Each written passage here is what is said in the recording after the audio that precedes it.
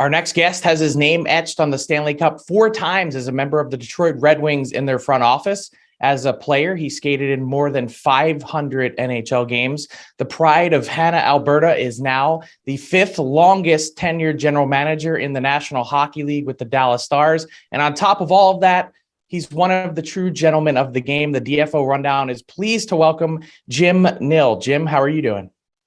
I'm doing great, guys, and it's a pleasure to be on your show. Thank you. Yeah, it's great to talk to you. And Nate, you're presiding over one of the last 4 teams that's unbeaten in regulation to this point. A good start to the year for the Dallas Stars. Just give us a few words on what the start has been like and what you've seen from your team. Well, we are off to a good start. And, you start the season every year you go in, you got a plan A, a plan B, and a plan C. And most of the time you end up being on plan D when you start the year. So far things have come together. It's been interesting, summer and interesting training camp, new coaching staff. We've implemented a lot of newer players and younger players, and you never know how it's going to come together. But there's something that's kind of gelled with this group. They've really come together. We have a great mix of some veteran players, been around a long time, a lot of experience. Another group of players that are in their 21 to 25 year range, and then another group of players that are a little bit younger. So it's a great mix. They've come together very well. But I've been around long enough to know it's a long year yet too. So happy to have the great start. We know we can still improve on a lot of things, but considering, the changes that we've made, we're pretty happy where we're at. Jim, you mentioned interesting summer and certainly a lot of work to do getting Jason Robertson signed as well as Jake Ottinger, a lot to work on. You added Mason Marchment in free agency, among other things. What was the feeling like on your end, finally getting all that done just with a few days left before the end of training camp? Well, it's been we've all gone over the last 2-3 years, gone through this COVID. Everybody in the world, doesn't matter, hockey world, regular, just people. It's affected everybody, and it was a real condensed summer. Everything was pushed back: the Stanley Cup playoffs, the NHL draft, the free agency, the signing times, arbitration cases. So it was a very condensed summer, and we had a lot of work to get done. We're bringing in a new coaching staff on top of it, so a lot of work to be done. But it was nice to get those guys signed. When I talk about kind of our new core group, the players we're talking about, the Jake Ottingers, the Jason Robertsons, those are a big part of our team now and in the future. So it was important to get those guys signed. It's never easy. We're in a flat cap world, and it's never easy to get that done. But it worked out well. I think they're happy with their contracts. We're happy where it's at. So it's a win-win. They're back playing, and they played well for us. Jim, one of the other big offseason moves you made was you traded your first-round pick this coming year for defenseman Nils Lundqvist. It happened late, almost at the end of September. What is it that you're so high on Lundqvist? Most people are really coveting their 23 first-round picks. What is it about Lundqvist? And I know it's only 5 games, but what have you liked from him specifically so far? Well, we started to have discussions with New York. It was actually back in February, March. They knew they were in a situation where they didn't know if they're going to be able to keep Nils. They've done a great job with the Rangers. They got a great young defensive corp there, and Chris Drury started to make some phone calls that he may have to move a defenseman, and that Nils might be the one that's he's going to move. We knew Nils well. It was actually back at the draft in Dallas. I still remember that. He was right in the mix when we were looking at picking. Our scouts knew him very well. And our kind of attitude on the trade was, when you get a chance to add a young player that's we think is going to be a good NHL player. He's 22 years of age. He's gone through his development process. He was drafted, went back to Europe, was a Swedish Elite League Defenseman of the Year. Anytime you can make those accomplishments, and you're under 22 years of age, we think you got something pretty special. And our scouts liked him. We lost John Klingberg this year to free agency. Part of the situation with the cap, it's kind of business. And so we had a little bit of a void, right shot offensive defenseman. And it was a heavy price to pay, but we know we think we're getting a good player, and he's shown that to us already. He's been a big part of our team. He's only 22 years of age. He's got 2 more years of an entry-level contract. So he's very a great player to have cap-wise for us, and he's playing 17, 18 minutes a night. So we're excited. And like I said, a lot of people ask me, why would you give up a first-round pick for it? Anytime I can give up a pick, I'm getting somebody that's under the age of 23 and I know is going to play a long, long time. The draft doesn't always guarantee that. We've all been around long enough to know, you're hoping you're getting a great player in the first round pick. We're getting a player that's gone through his development phase. He's been already over to North America with the Rangers for 1 year. We hope we're the benefactors of this. Jim, an article about Sean Monahan came out by Arpon Basu recently, talking just about how much pain he's been in. He couldn't sleep through the night due to his hip problems. And I think there's lots of players who play through injuries and are much more severe than people recognize. How healthy is Tyler Seguin now, and how tough has his rehab or injuries been the last few years? Well, they've been very tough. It started in the bubble back in Edmonton. That's when he got banged up and started to have hip problems and knee problems. Probably work together. Once one thing goes, it probably affects something else. So he ended up having that surgery after the bubble, and it's tough. And there's a lot of players go through it. We've had Jamie Benn's gone through it. It's it's something that we're really starting to notice. These hip injuries are getting to be more common. 10 years ago, we all heard about the core injuries and the groin injuries, and now it's becoming more and more hips. And I think it's a lot to do with wear and tear and sports, young kids playing hockey so much at a young age. And, that's probably another conversation for down the road. But Tyler, he finally feels like himself. He had a great summer of training. I think some people need to realize is when players have these injuries, they get the surgery done. You're talking, it's 1 to 2 years before they really feel like themselves again. You have guys that blow out their ACLs.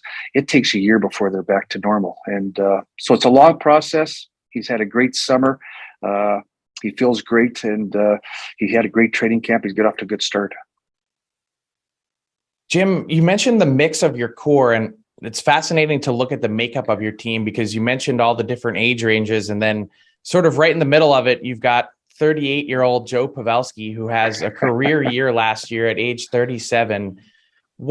How did that happen? Like, where did that season come from for Joe Pavelski? How does a guy hit a career high in 81 points at age 37? And what has he meant to your team overall? Well, first of all, what he's meant so much. I was fortunate back in my Detroit days.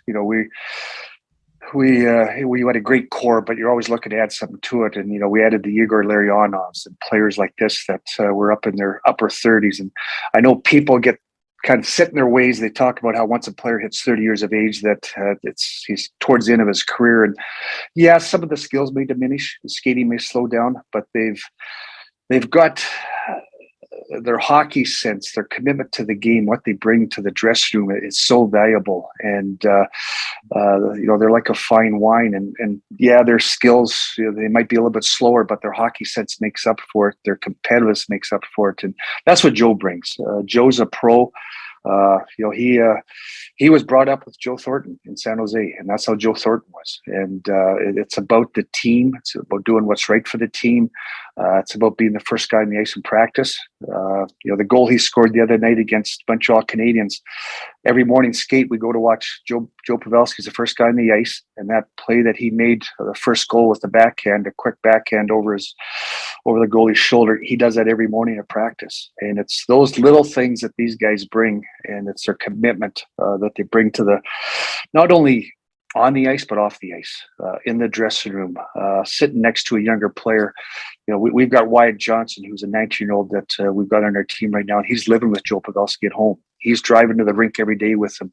He's talking hockey with him. He's talking life with him. And those things are invaluable. And that's what creates a strong core in your team. And you just hope to pass that torch down every year that you have those players. Some of those transitions, though, from maybe some of the older guys to the younger guys, a transition that you guys are making sort of from the Benns and the Seguins down to the Robertsons and the Ottingers and that group, sometimes that doesn't always go smoothly. Why do you think it's been able to? Is it that commitment to team that has allowed you guys to really make that transition on the ice? Well, when we started to talk, I talked about plan A, B, and C. You never know. It's something you plan for, and you hope it's gonna work out. And I'll be honest, when we started training camp, and you start the exhibition series and you start the season, you don't know where it's going to go sometime. But as I mentioned, I just had a feeling about this group of guys, and we're fortunate it's kind of been spaced out. Everybody talks about rebuilds, and they can be painful. And in certain markets, they can be even more painful. And that's something in Dallas. You want to be good all the time. You got to win all the time. And that's something we talked about, and we're fortunate. Our amateur scouts, our pro scouts have done a great job. To have the drafts we've had over the last 4 or 5 years, to bring in the Rupe Hintzes, the Ottingers, the Miro Heiskanens, to be able to transition from the Jamie Benns and the Seguins. Jake Ottinger now has transitioned from Ben Bishop, and so we've been very fortunate. Our scouts have done a great job. We've signed some great free agent. Mason Marchment's come in. It's been a great fit for us. We were getting a little bit worried. We're in a tough division. It's a heavy, heavy division. And, something we always talk about, it's a fine line. You got to be skilled enough to make the playoffs, but you got to be heavy, hard enough to survive in the playoffs if you're going to have any success. And that's a fine line when you're building a team. And that's where Mason Marchment has been a big addition for us. He's come in. I was getting a little bit worried about our size a little bit, getting a little bit smaller, but more skilled. It's a good thing, but you still need that size and that presence. And Mason's come in and kind of added that to us.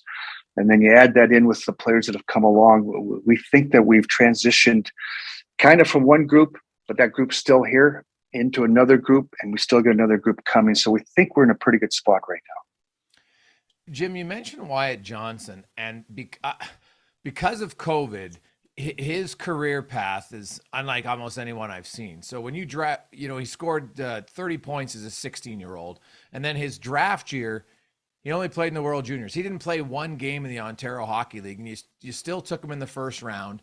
He goes back to junior, and he scores 124 points in 68 games. If people just look at his stats, they'll see a guy who went from 30 points to 124. Granted, there was a year in between of not playing.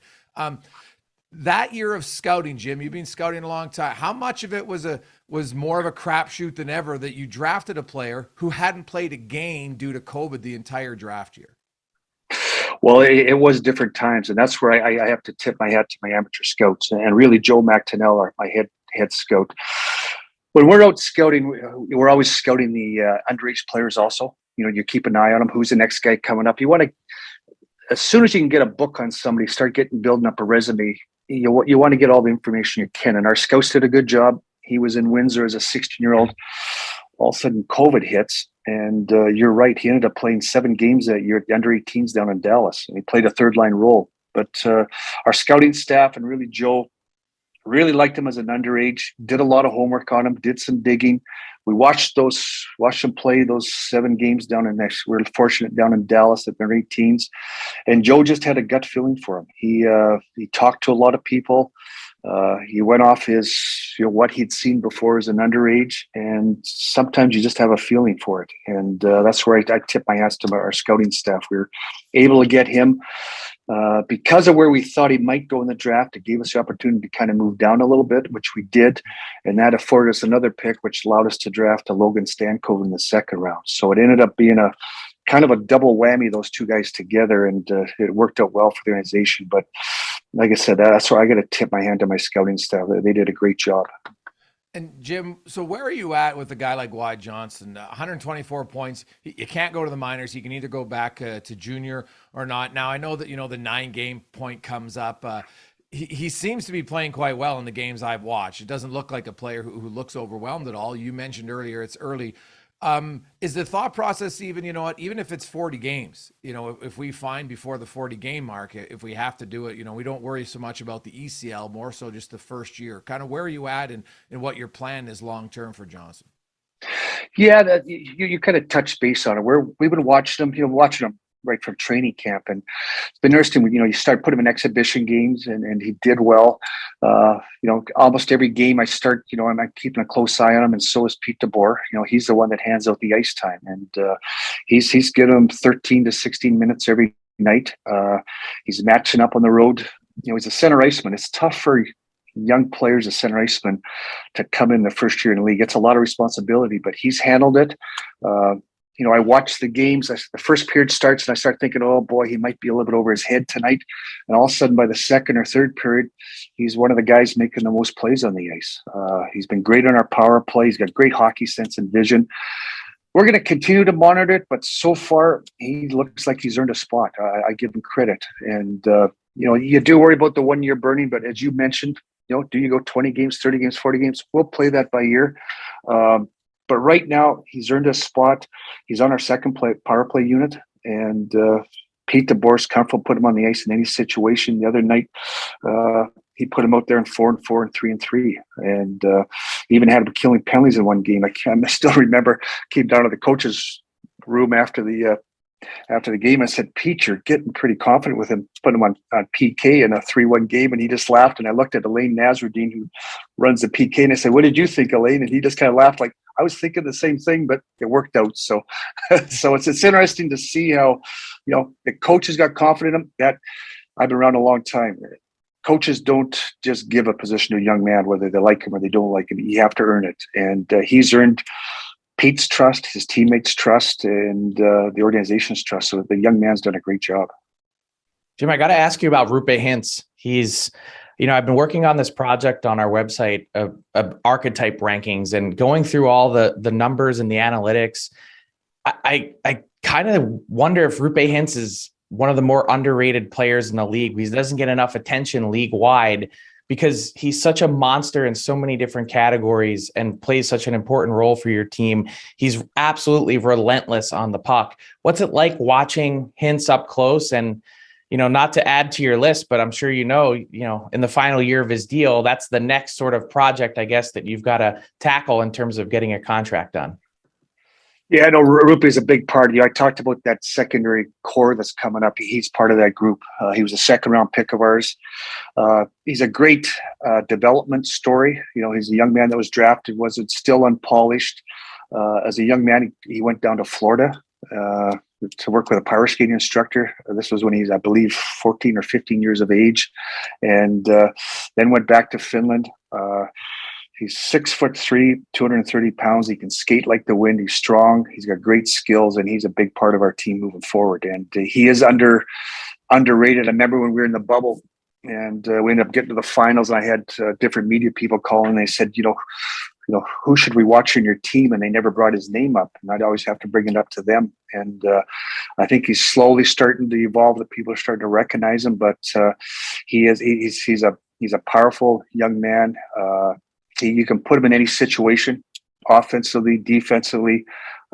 He's been a great fit with Jason Robertson and Joe Pavelski. They just the chemistry is just unbelievable to watch. How they just have a feel for each other. But he's a big part of our core, and he is somebody that we're going to have to get signed up here over this season and that. And but we're fortunate to another great pick by our amateur scouts. Have you done any work on that file? Has there been any progress in terms of a contract, or is that something that'll wait? I've talked to his agent. I said I wanted to get through this summer with Jason Robertson and Jake Onger, and I've touched base a couple of times with his agent, and that's something we're going to work on moving forward. Do you want to go back to your comments about Mason Marchment? Just you felt like, we needed to mix in some size. You've been parts of, as Frank outlined in the beginning, Stanley Cup winners, and skilled size in today's game. Like, you can have some small players, no question about it, in the league, but ultimately size in the playoffs really matters. Did you feel your team did get pushed around previously, and outside of his skill, of course, because he's a good player, but how important is size and then really just the diversity of a lineup? Yeah, it's the question is that every year in amateur and pro meetings, it's what comes up. And it's probably one of the biggest questions there is. You got to be skilled enough. It's a skilled league, and it's getting even more skilled. The skill level of these young players is amazing, but there is a size factor that comes into play. the anybody that watched the NHL playoffs, and if you've been involved in the NHL playoffs, it's a war, it's a battle. It's to win 4 7 game series, it is hard. It's tough, and it's so competitive, and it's a real fine mix. You talked about our team. Was I worried about it? Yeah, a little bit, yes, because we had Jamie Alexiak, we had Stephen Johns. Stephen, unfortunately, because of his injuries. Jamie, we lose in a expansion. You lose 2 guys that are 6'4", one guy's 6'4", and one guy's 6'8". The big parts of your team. And we've lost some. Blake Como was a forward. We had a big, heavy forward. So it's a real fine line, that mix. I think Colorado Avalanche are a great example. You look at Colorado; they're as skilled as anybody. But the missing pieces that put them over the hump were the heavy, hard guys. Geez, why did they go get Manson? Why did they get some of these players that they picked up? They knew they had to add some of that to it, because it's really it's survival. I still remember the first time we won the Stanley Cup in Detroit, and congratulating Stevie Eisman after we'd won it on the ice, and he said, "Jim, I'm whipped. I just want to get this equipment off. I'm taxed out. Like you're mentally and physically worn out after you win the cup." And so it does come into play. And the scary part about our game nowadays is the skilled players. Some of them are the biggest players too, and which is great. But where do you find those guys? But there's starting to be more and more of them. So it does come into play, and it's probably the biggest battle we have in amateur meetings is that fine line balance of, you got a small skilled guy and a larger guy that's 6'4" and might have potential down the road. And it's the fine line. It's a gut feeling that scouts have to make. And, you talked about Mason Marchman. He's a great guy because we were talking about him the other day.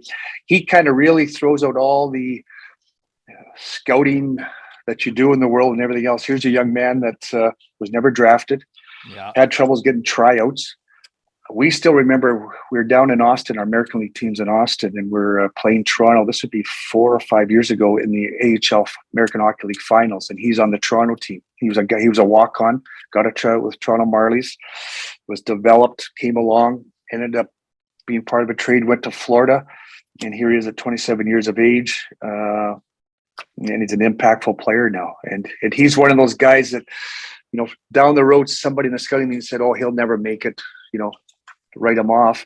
Here he is. He showed up on the scene at 25, 26, 27. So it's those type of guys that really make it tough in the scouting fraternity when you got your mindset on what you're looking at, who's going to make it, and who's not. And he's a great example. Well, yeah, late developer for sure. And, even if an organization had drafted him, they might not have hung on to him because, you're hard to be patient to think if he's ever going to become a player.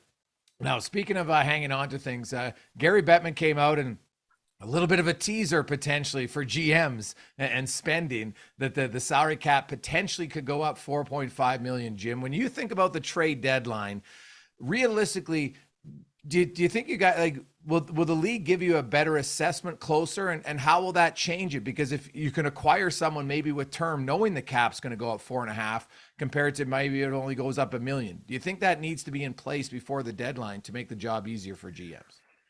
Yeah, I think we're going to get a better feel for it as we get to the deadline. A lot of things have to come together.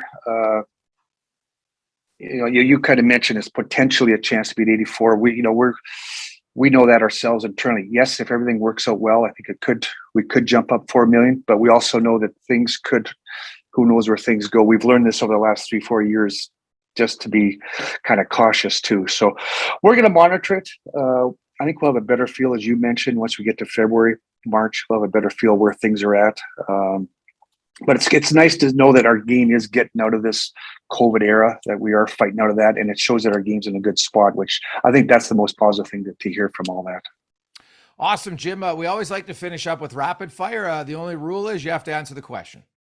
All right. Fire away. Okay, so earlier this week, it was announced Lou Lamoriello becomes the first 80-year-old GM in NHL history. You're a young buck at 64. Will Jim Nill be a GM at 80?